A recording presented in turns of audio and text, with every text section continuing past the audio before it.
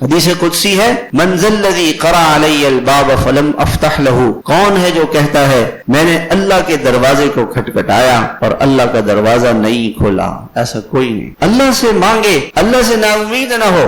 حضرت یوسف علیہ السلام کے بھائی ان کو لے گئے، کنویں میں پھینک دیا، اوپر سے پتھر پھینکا، اللہ نے جبریل امین کو بھیجا کہ ان کو بچاؤ، جبریل نے ان کو اندر کی طرف کر دیا، پتھر نیچے گر گیا، اس پتھر پر بیٹھ گئے، وہ پتھر ان کے لیے آرام کی جگہ بن گیا، وہاں سے نکالا، قافلے نے، بھائیوں نے بیچا، مصر پہنچ گئے، اللہ نے شہزادہ بنا دیا، پھر اللہ تعالیٰ نے بادشاہ بنا دیا، اور اب یوسف علیہ السلام ماں باپ کی نظروں سے اوجھل ہیں، گھر سے دور ہیں، اور ان کے دوسرے بھائی گئے، یوسف علیہ السلام کے بھائی گئے ان سے ملنے کے لیے، جو ایک اور بھائی تھا اس کو بھی یوسف علیہ السلام نے روک لیا، بھائیوں کو پتہ نہیں تھا کہ یوسف علیہ السلام ہے۔ اب یہ بھائی آئے سارے کے سارے کہ ابا جی یوسف بھی گم ہو گئے، بھائی بھی گم ہو گیا، اور ایک اور بڑا بھائی تھا، اس نے کہا کہ اب اس بھائی کو بھی بادشاہ نے پکڑ لیا ہے تو میں بھی نہیں جاؤں گا۔